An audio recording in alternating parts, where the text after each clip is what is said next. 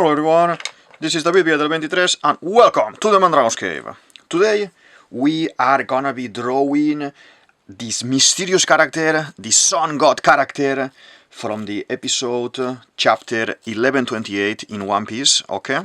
So I wanna just basically give my thoughts about it. I read it and we can confirm we got a theory right from the previous video with Capone Veggie that I'm gonna put here. I've been talking about the Straw Hats being thrown into a maquette, into a toy, display, toy a scenario where a kid or a adult but in a hiding place was basically playing with them. And I already said that in my opinion I thought this person have changed the clothes and everything like in a video game, and he had placed all of them wherever he wanted, and you could see all the animals as well, and that we may see Chopper as well involved in all of this that we have seen in this episode as well. So I think it is very very nice and interesting episode. Today I am gonna basically do a mini sketch, let's say. I have the full figure of this new character that it has appeared now, there is Sun God, but it is not actually the Sun God, it's someone faking it. And I fancy basically winging it today and doing just a very small silhouette, very small sign like this, okay, something like this. And I want to draw directly with pen. Why? Because it can be interesting to do this challenge, to do this different concept for today, and because it gives me a little bit more of freedom not having such a defined character. Probably at some point they will reveal the face of the person behind the mask, and we will draw him again and talk about him more properly and everything. But I loved this costume, Viking, Norse mythology type of costume, and I need to draw it, okay? So let's go into it.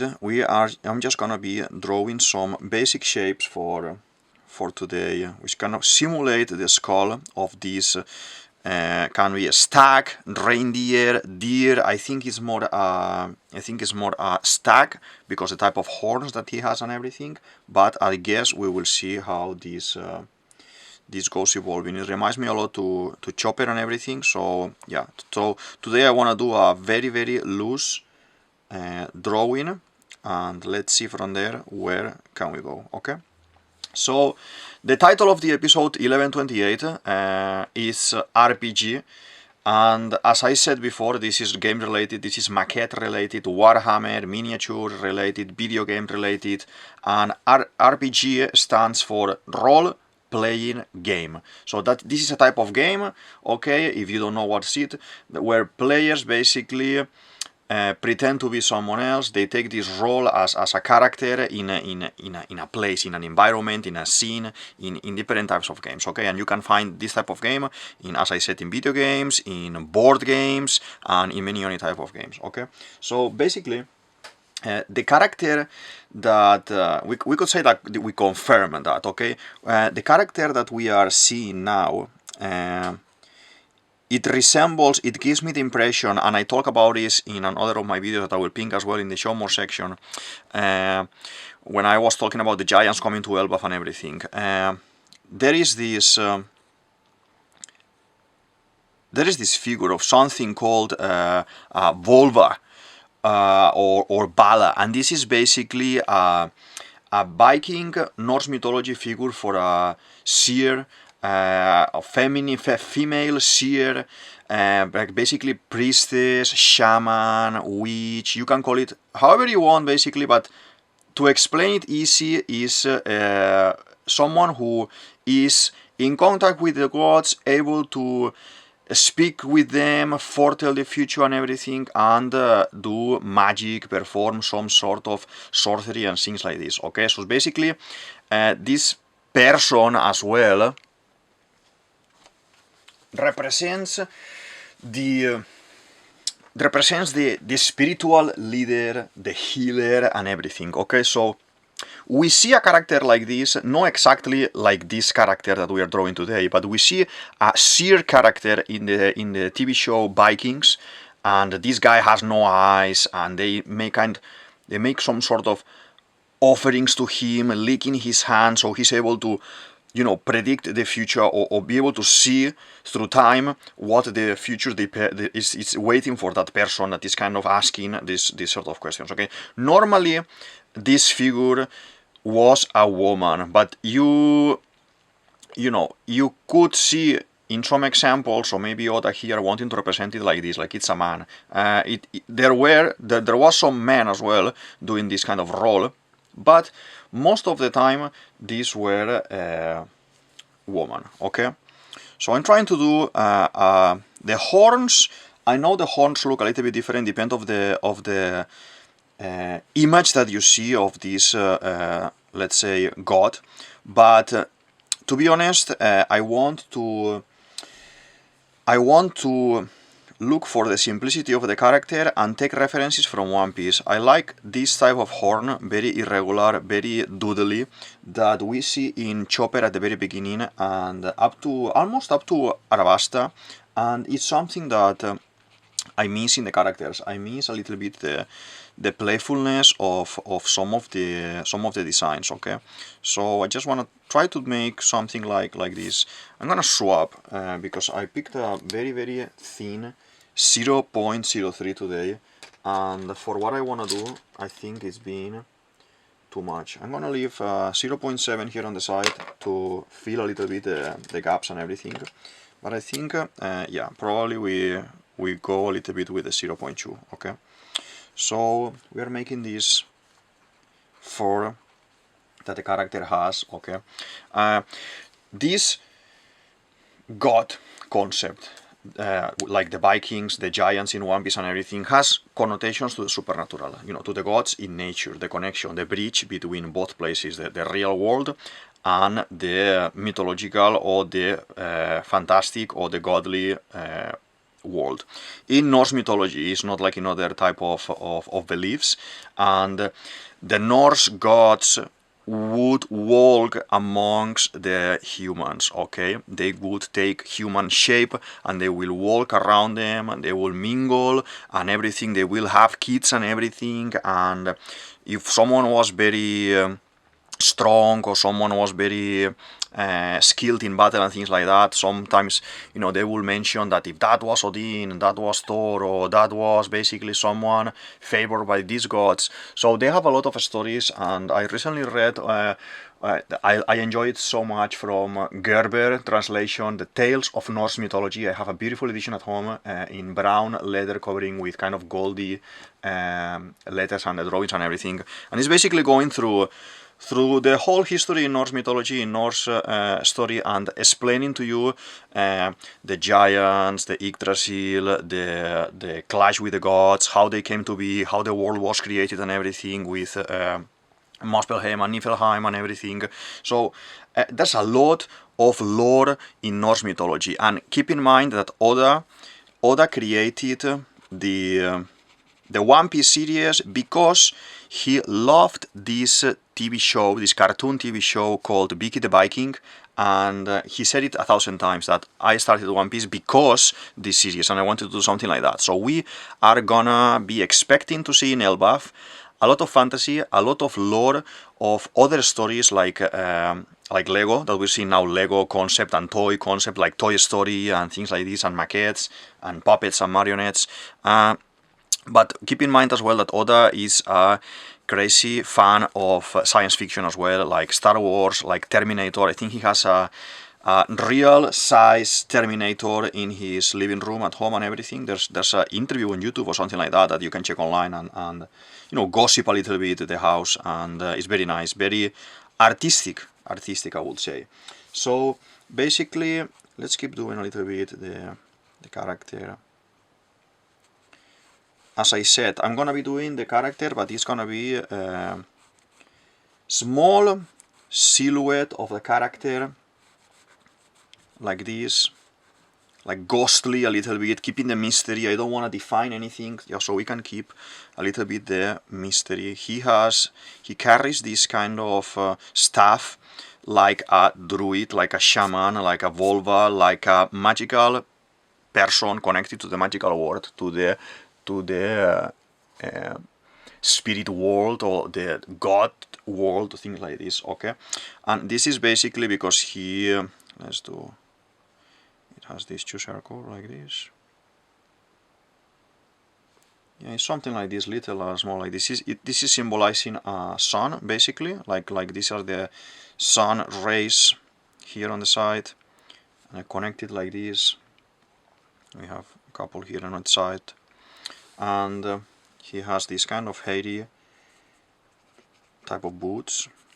I want to see if we are in the middle more or less, so I move. So yeah, I think I move a little bit. Let's move. Yeah, like this is better, no? Yeah, like this is much better. So basically, the design is basically that, like this massive cloak that is covering his whole body, or her whole body. I think it's gonna be a girl. I think it's gonna be a her, because the vulva concept that I was explaining before. But we will see. And then she's wearing as well this type of long, hairy trouser material, like this. If you see movies like I love animation movies, you already know this, but I studied animation. There is this movie How to Train Your Dragon. In How to Train Your Dragon as well, the character designers for that movie and everything, people that I study with and everything that I study with them, they basically design the clothing in reference to Norse mythology and Norse history and everything, but as well the bottoms here, these sides, were this kind of like goat-made type of material to keep the warmth and everything, you know what I mean? And that's why it has this kind of texture. This is telling me we see the character as a giant. Yeah, obviously we see the character as a giant, and that is very nice. When he enters the room and everything, that is very nice. And yeah, I'm just gonna try to do this kind of floor that we see there. There is something that we didn't guess. That, well, I said this is a place hidden in the ship, in the Eric, and this was a kid or an adult that was capturing them for his own pleasure, his own entertainment and everything. And that seems to be a mistake for my part, because we see in the last images of the characters, we've seen this sun god, this fake sun god, full body, walking into the room where the Straw Hats and the guys are trapped in the miniature, and it looks like a castle. It looks like a castle. There's like a massive door. There is there's mirrors, candles, and everything. It looks static, but I have to say, One Piece is very crazy, and it wouldn't surprise me if inside the ship there is this room or this corner of the ship that it is more castle looking, more realistic looking. Okay, so I will not discard yet the idea of us being still on the ship. It makes no sense for me.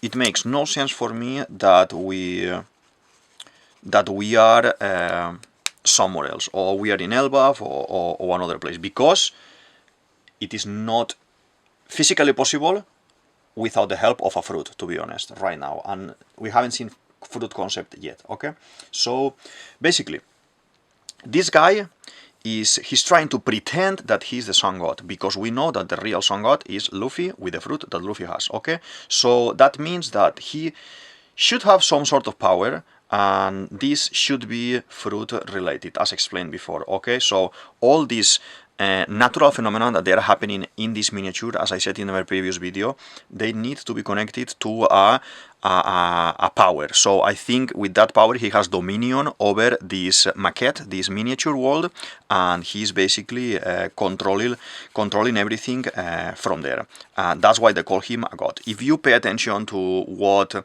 this cricket, I think it's a cricket, what the guy is riding is like riding like a cricket. It reminds me a lot to the flying fish in Shabondi Archipelago, and basically this guy is oh, this is the area, or this is the near the castle. I keep an eye on all this territory, blah blah blah, for the god. And if you see that area is where the god Iskat lives, and they say, "Ooh, a god," and no, Iskat is a cat, basically. So there, Oda is playing there with the names, making it godly looking, and I love it.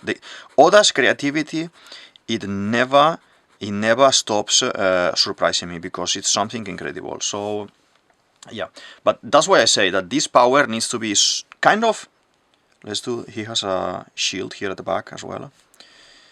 It never stops surprising me, and it's crazy, and I love it. So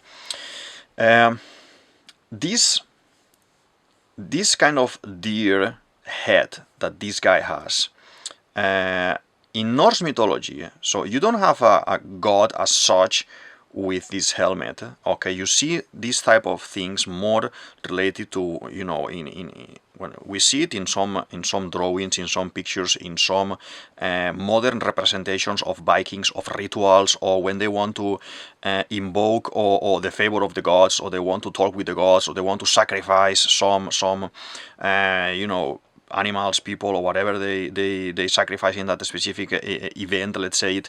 And sometimes they dress and they mix and they create this mysticism about it. Okay, so there is one let's say a character in the Norse mythology called I'm not sure if I'm going to be able to say it right, but Eikpirnir or Eikthrnir.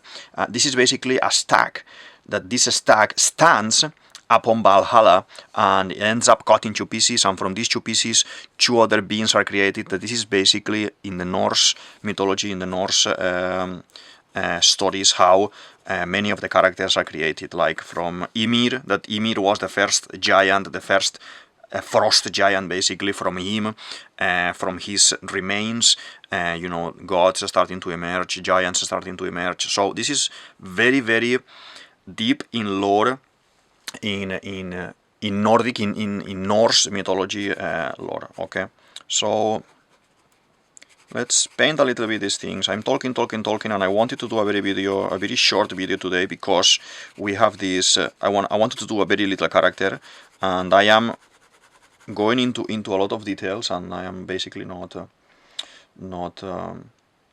explaining much. So as I was saying, this type of this character, this deer character, stands upon Valhalla and ends up cut into pieces and everything, and he basically, those 2 pieces becoming something else, 2 other characters. Okay, I don't think that's what is going to happen here. I don't think this guy is going to transform into 2 other characters. It could be, and Sora could cut him in 2, like we see with Boggy at the beginning of the story, but I don't know how Oda is going to interpret these myths in Norse mythology, because they are very wide and very big to interpret. You have many options that you can go towards, okay, doing this type of characters.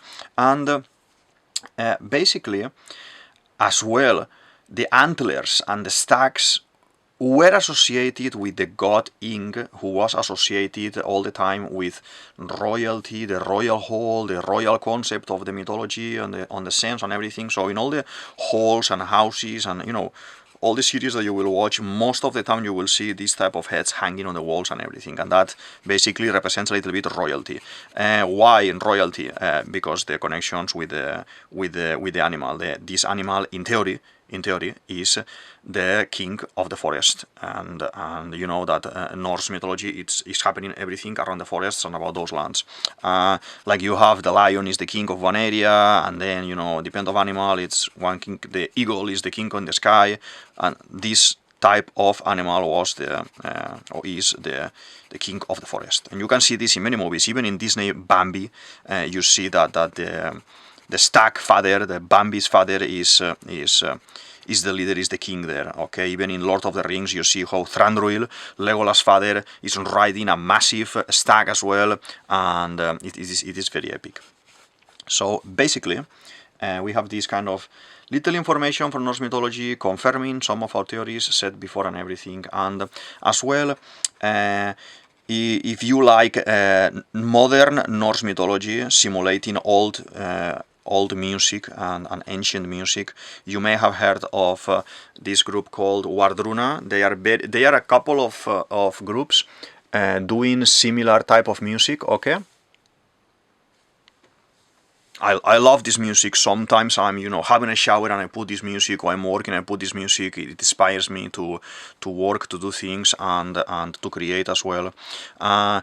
So these guys basically they dig deep as well in the lore in the Norse mythology, with instruments, with type of musics, with type of sounds, with the clothing that they are wearing, and with the pelts from the animals that they are using and everything, the horns, and they try to obviously nowadays we interpret the reality and what we think it must have been at that time. And obviously Wardruna, it looks very epic, it looks very nice, but I'm 100% sure it is not exactly like that how they look. It can be very accurate, like everything. We have a history and information and everything to confirm many of the aspects of all the mythologies in the world, and basically these concepts in Wardruna are exalted and multiplied by 100 to make the scene.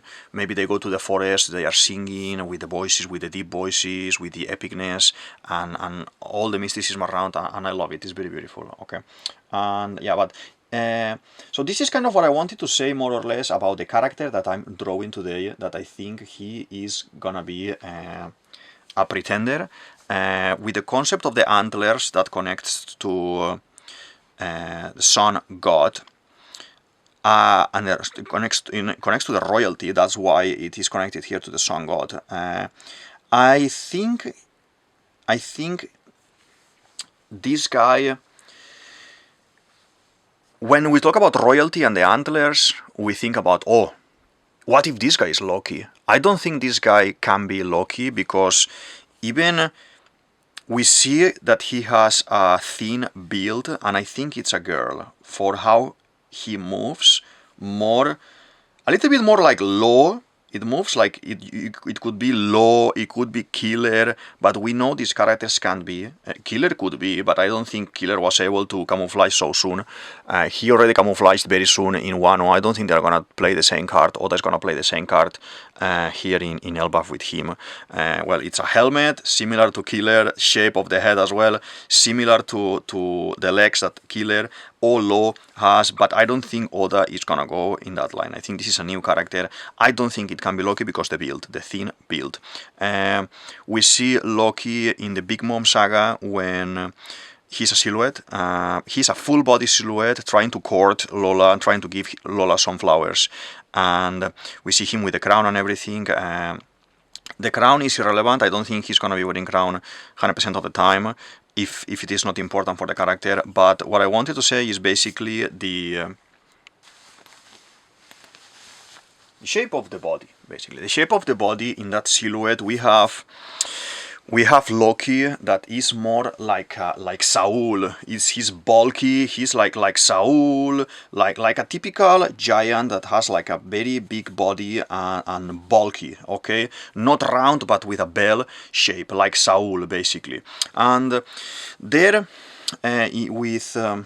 with that, we could even say, oh no, Oda is always doing these characters, and the original silhouette doesn't look at all to the character when we see it. And it is right. We see Kaido and Big Mom, they don't look anything like it was supposed to be. The Shichibukai is mentioned by Josaku and Johnny after the Arlong saga and everything, and they have nothing to do with the current Shichibukai. Only Mihawk and Boa Hancock maybe will keep the profile, but the rest are different shapes and different bodies, different races and everything. So it is not working like that. I think regarding the Viking saga, because it has been so important for the creation of One Piece, I would say yes. I would say we have. I'm gonna do this kind of Bonnie sense, because this should be a Bonnie aspect. I would say yes. I would say the characters that we kind of envision from Elbaf they should be loyal to what Oda has shown us already. And the reason why is that, the reason is because we have One Piece because of this. One Piece has been done because of Biggie the Viking, and we are definitely gonna see Loki, and definitely it's gonna be looking, I think, I would put my hand on the fire and everything to say 100% sure Loki is gonna be bulky like in that silhouette, and it's gonna be a little bit silly, it seemed to me as well, with that representation of silhouette like Kasembo, Imu, and all of these things, that they look very primal. I think Loki, yes, it can follow the path of being God of Mischief, it can follow the path of being a childish character and everything, but I think it seems to me like a Sembo, like a primal character silhouetted in a way that I would not expect cunning from him. That's what I would say. And in my opinion, this seems to me very supernatural, this sun god stuff, to be honest. Is white, and I think for me it's kind of made of energy. Let's see what is gonna happen at the end. A few in the future, in a few episodes more, we will see where are we going with this stuff and everything. Let's do a little bit of this extra beads from the stuff. Let's go in this way. Ooh. My bad. What is the little one? 0.3, just to do the stuff. I would love to hear your opinion in the comments, so feel free to drop me a message there. Let's talk about it. Let's see what we can discover, what One Piece things we can discover, and yeah, let's dig into One Piece a little bit, okay? So the whole story, and as I said in my previous episode with Capone, Veggie and everything, they are starting to realize. So the cover is beautiful, the cover with all of this Harry Potter October design, witch design. I love it. We are in Halloween and already, and I love it. My favorite is Robin, the design of Robin in this one. It looks very, very nice, and yeah, so everyone at the beginning of the episode is starting to be aware of what is happening here. Okay, so Sanji is realizing what is going on here. This must be a dream, this can be a dream. He is able to even jump. He's not even flying. He said, let's fly, but it's jumping. So Zoro, Luffy, Usopp, all of them are realizing already that this is not real until, you know, Luffy, crashes against the wall and everything, and they are able to escape. So the whole concept with the flying fish rider, but with this grasshopper kind of thing, is very nice. I love it. It's very interesting. There we see Sanji again. As I mentioned the other day, Sanji here is again scared of Box. Not scared of Box in the previous one that I said in the previous video, because RPG. He was being manipulated. He was being in this game. He was kind of made. This user created a profile for Sanji and dropped it there, that he wasn't afraid. But now that they are aware that, oh, this is not what we think it is, so they start to be able to control themselves again and everything. Okay, so that is my opinion of what is happening slowly. And you have Zoro, that is the most serious character in the whole group that we have there, being the first one realizing in the previous episode when we see already that this guy, the cat lion guy, is kind of on them. Okay, let's do a little bit of floor here as well. I'm painting this. I fancy doing this a little bit. I'm gonna add a little bit of blood because I think this guy must be like kind of some sort of sadistic character. That because there are dead people in this maquette, if you remember. I said it already the other day. So the episode is filled with epicness. Now we are coming back, and I think we are gonna be exploring a little bit this territory, so they are able to break it a little bit more, and they are gonna get out of this Lego set, this maquette, on the other side, because they already mentioned it. Oh, if we keep going straight, Nami managed to stall a map, a blueprint of this playground, and they are gonna be basically going through the whole thing, and and destroying the other side of the story. At the beginning, when I saw Luffy crashing on the mirror against himself, I said, man, Big Mom is here, and the Big Mom pirates went to rescue her or something, and Broly is there. It reminded me so much to the Mirror World in Totaland, and Oda this is made intentionally, so you kind of say, Broly, Big Mom, what are they gonna be doing? What are these guys? Why are these guys not moving against Blackbeard? Blah blah blah blah blah. All these things. So I have plenty of videos I want to do about this topic as well, but I will leave it for another one. But the type of drawing, it gives you the impression of something is happening and is connecting you to other situations. We see this sewer machine outside, and Chopper is there. So Chopper is basically the last one left to be able to fit in the clothes of Elbaf clothing, and yeah, the other guys are all of them already playing the game. But the thing is, I thought because Chopper is cute and it's like a pet, like a mascot, they would leave him to be a boss on the game. It can happen already, because if Chopper is the only one who hasn't been inside already, the powers, the Akuma no Mi powers that I think is happening here for the video game related concept, it is not applied to him yet. So as soon as he enters the game is when the performance apply. And I think I still have hope that this is like a mini saga, and Chopper is gonna be the boss, and he's gonna transform into Monster Point, and they're gonna have to reduce Chopper or something like that, because they thought they were in real world. So Chopper needs to have the same experience once entering the maquette, if all of this is affected by Akuma no Mi. Okay, so that is incredible. And yeah, Chopper is having it. It's kind of wearing he says like a metal collar that he couldn't get rid of, like Kami, like the Tenryubitos and everything. And this is giving me the creeps.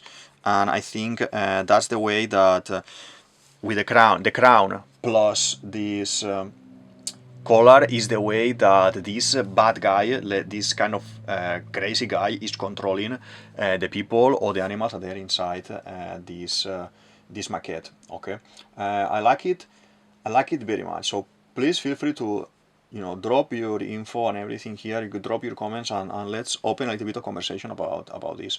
The snake, this kind of bad monsters, bad animals that they're attacking at the end, the snake and the rats and everything. Luffy punches the snake, and it is making references to the serpent in Norse mythology, who it's surrounding the world. Is calling the guy, this sun god, fake sun god, is calling the snake Hilmungander. And the actual name of the serpent in the Norse mythology is Jormungander. That it's basically a snake that surrounds the world. I want to say two quick things about this. One thing is the giants in Little Garden. They say the only thing that we can't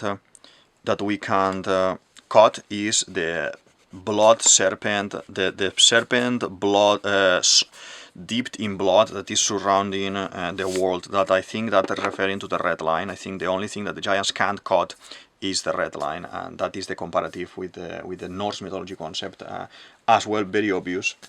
The other thing I wanted to say is that I'm not liking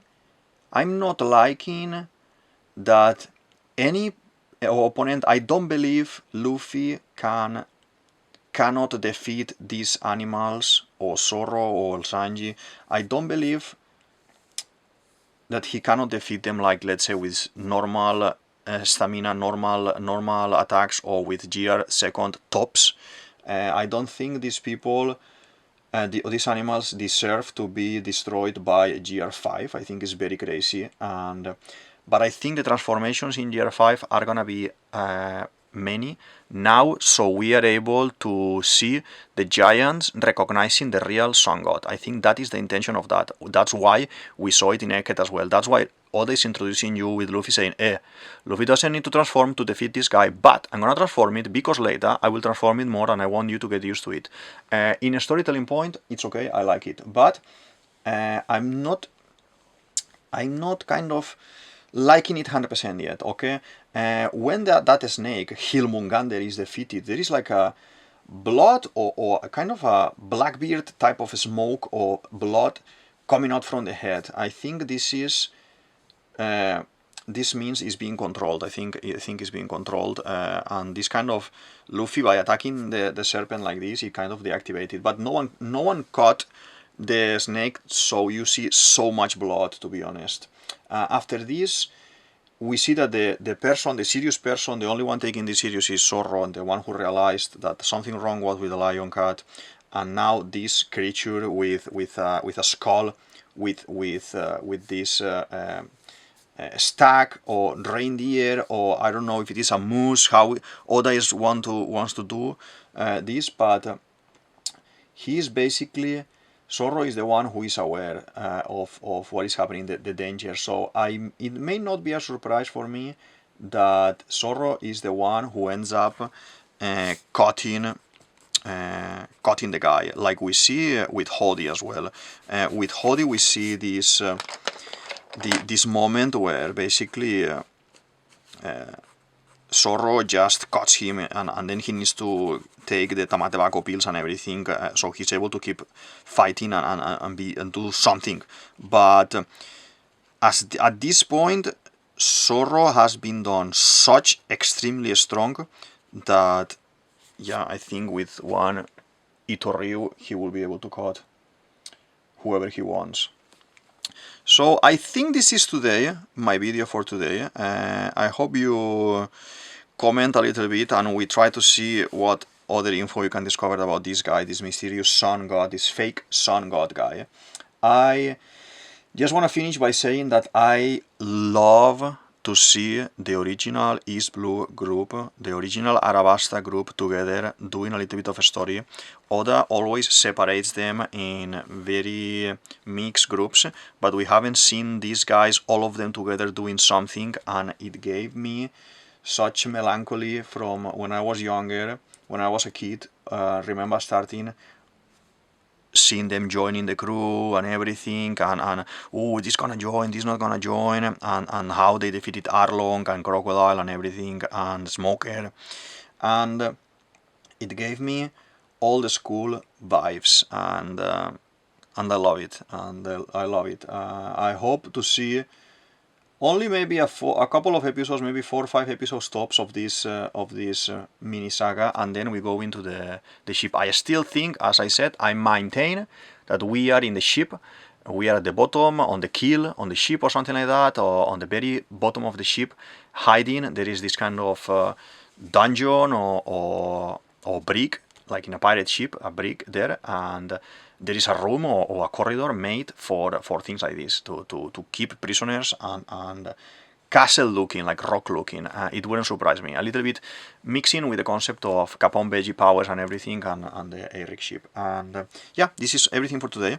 I'm gonna be signing. This is DavidViadel23, DavidViadel23. You can say it as you want, and this is the Mandrago's Cave. I hope you enjoyed the video, I hope you like the theory and the drawing, and feel free to share, subscribe, like, and all these things. Share it with your friends, with your nakamas, with other people that may like drawings or Norse mythology or everything that we do in the channel. And I'll see you in the next one. Thank you very much. Bye.